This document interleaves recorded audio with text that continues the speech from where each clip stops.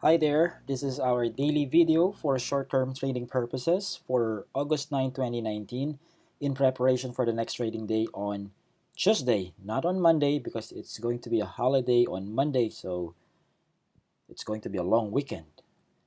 Okay, so I'm going to give you my technical analysis applying our own methodologies, and then I'll also give you my overall sentiment together with my recommended plans of actions.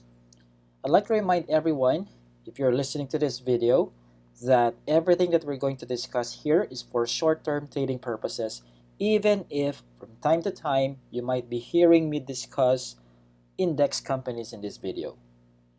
And two more things. Before you enter a new position in any stock, make sure that you calculate your reward to risk ratio first. That's the number one thing that I highlighted in lesson number 6 during the Evergreen Strategy in Trading the Philippine Stock Market seminar. Okay? It's an extra process that you must go through if you are yet to enter a new position in any stock.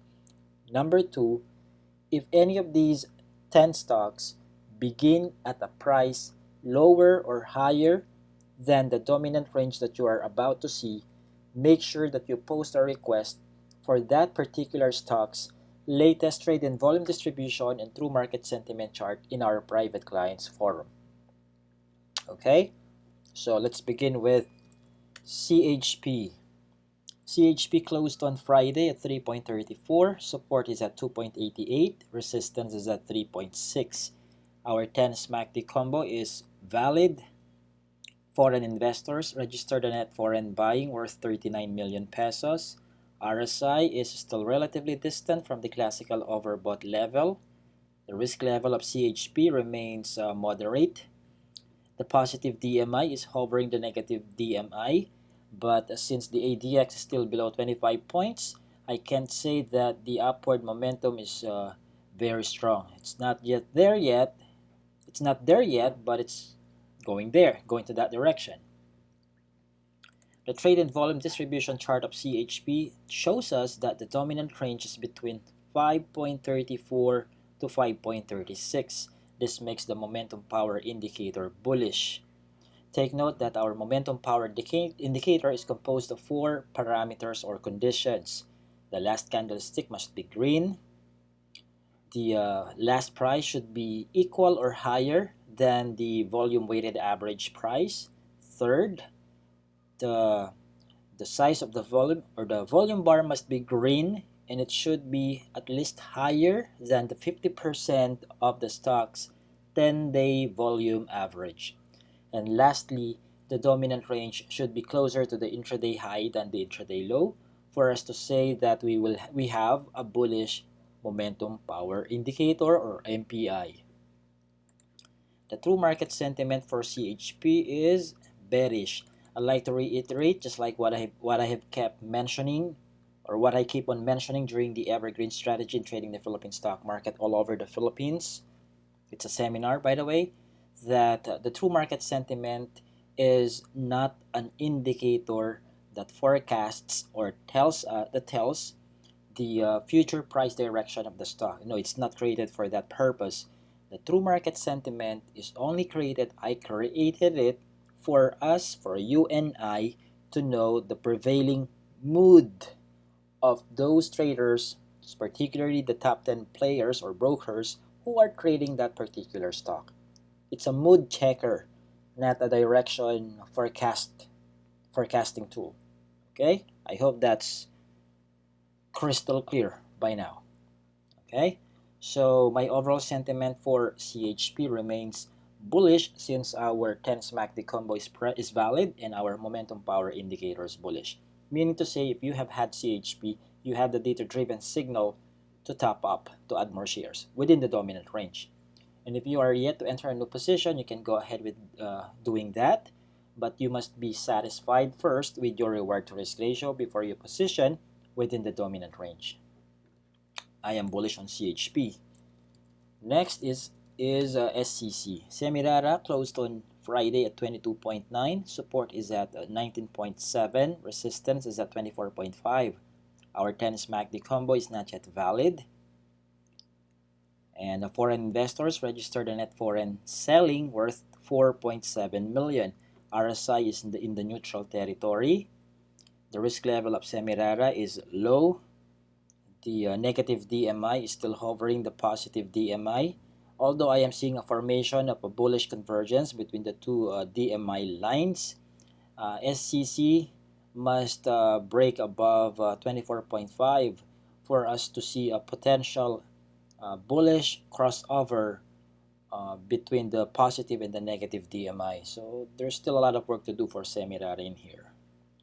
The dominant range of Semirara is between, since it was first closed at 22.9, that makes the dominant range, well, for me, the dominant range is still between 22.45 to 22.65. Even though it looks like it's positioned toward the middle, I would say that this is still closer to the intraday high than the intraday low.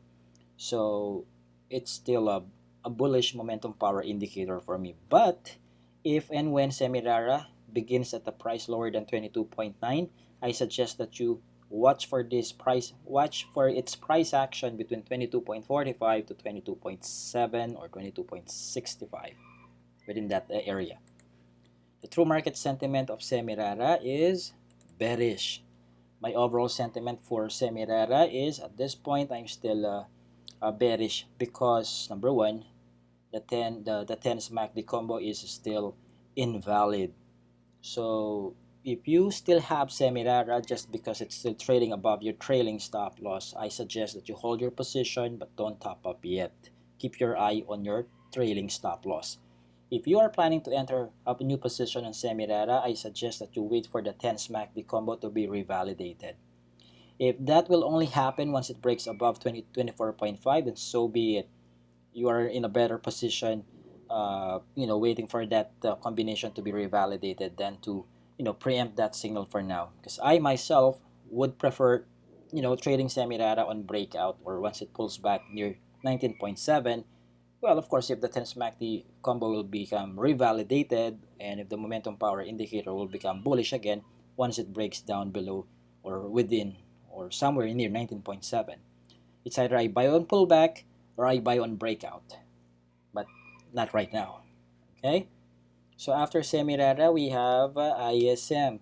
ISM closed on Friday at 5.35. Support is at 4.5. Resistance is at 5.6.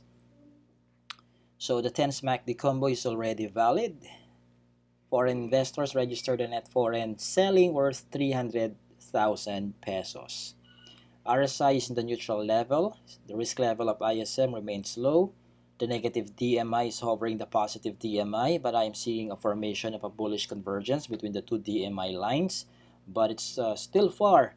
A crossover between the positive and the negative DMIs is still, I think it will only happen once the price breaks above 5.6. So we have to monitor for now. So the dominant range on ISM's trade and volume distribution chart is between 5.3 to 5.4. That makes the momentum power indicator bullish. The true market sentiment of ISM is bearish on the other hand. My overall sentiment for ISM is I'm already bullish on ISM. You can do a test buy within the dominant range. If you are half-hearted, then you can go ahead and do a test buy only once it breaks above 5.6.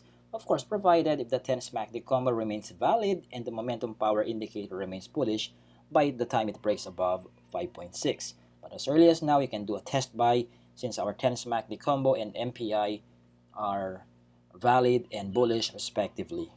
So if you have had ISM, you can top up. If you want to trade the stock as a new entry, then you can also do a test buy, provided you are satisfied with your triple R reward to risk ratio.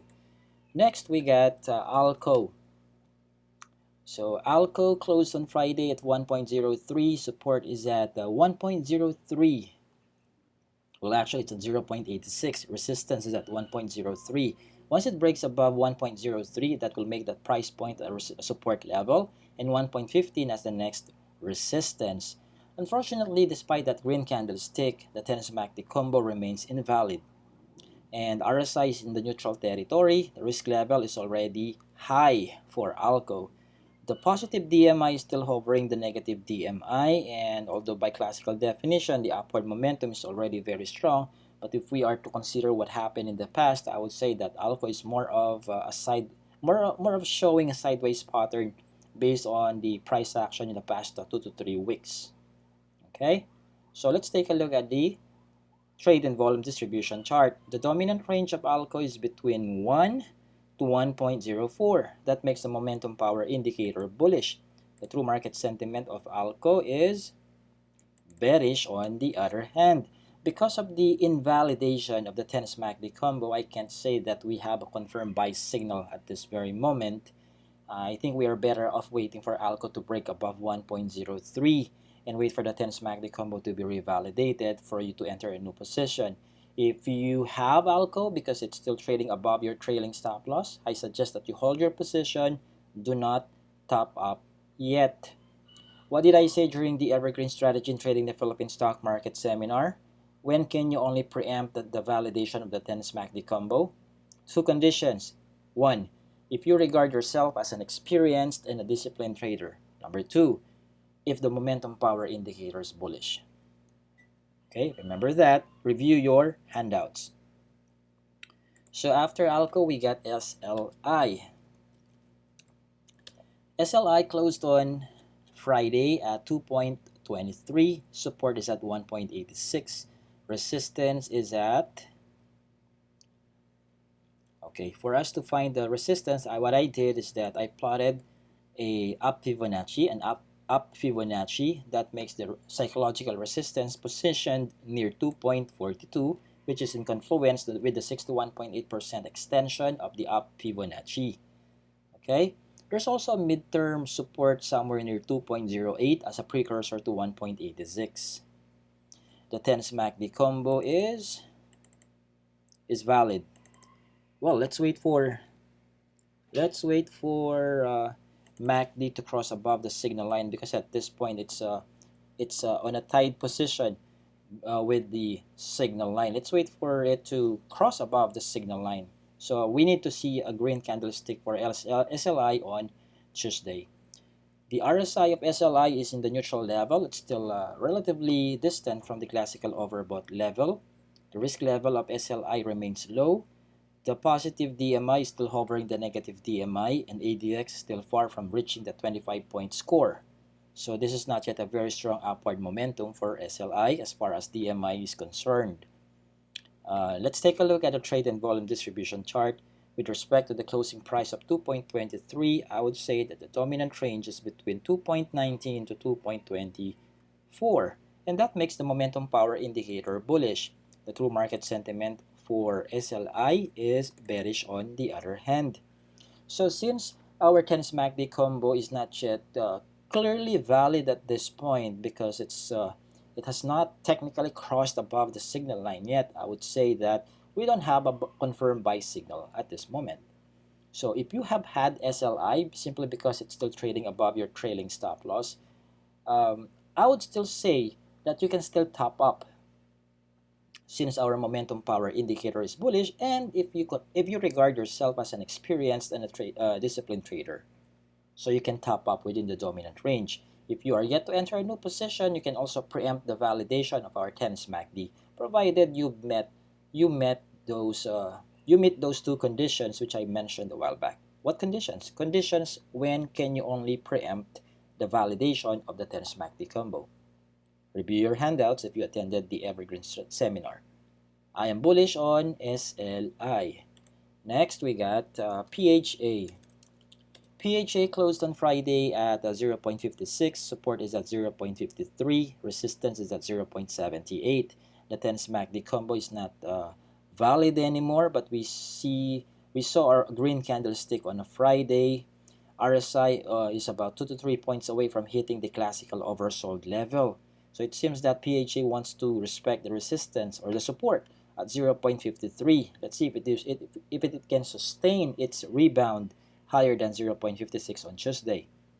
The risk level of a PHA is already extremely high. Take note, it's extremely high. The negative DMI is still hovering the positive DMI, and the negative DMI is still upward sloping. No signs of slowing down yet. The ADX is above 25 points. So at this level, I would say that the downward momentum remains very strong. Looking at PHA's trade and volume distribution, it seems that the dominant range is still closer to the intraday low than the intraday high, and that's between 0.54 to 0.59. That makes the momentum power indicator bearish. The true market sentiment for PHA is neutral. So this is my recommendation. I'm still bearish on PHA until we see a bullish momentum power indicator and a valid 10 MACD combo. Don't enter a new position. By the looks of the price action of PHA, I should not be giving any piece of advice for those who may still have PHA. If you have PHA, that only means you did not follow our methodologies here. You did not wait for the appearance of those confirmed buy signals before entering a new position. Okay? Eyes on your trailing stop loss, please, once you've entered a new position in any stock. Okay? So I'm bearish on PHA. Next, GSMI. It closed on Friday at 58.85. Support is at 54.10. Resistance is at 63.7. The 10 MACD combo is already invalid. Foreign investors registered a net foreign buying worth 6.7 million. Don't take that as a signal to enter a new position yet. The risk level or the RSI of a GSMI is in the neutral territory, but it's downward sloping. The risk level of GSMI is already high. It's about 5 to 6 points away from reaching the extremely high level. The positive DMI is in a bearish convergence with the negative DMI. Things are getting worse in here. So the dominant range of GSMI is between 58.85 to 60. That's closer to the intraday low than the intraday high. Therefore, it makes our momentum power indicator bearish.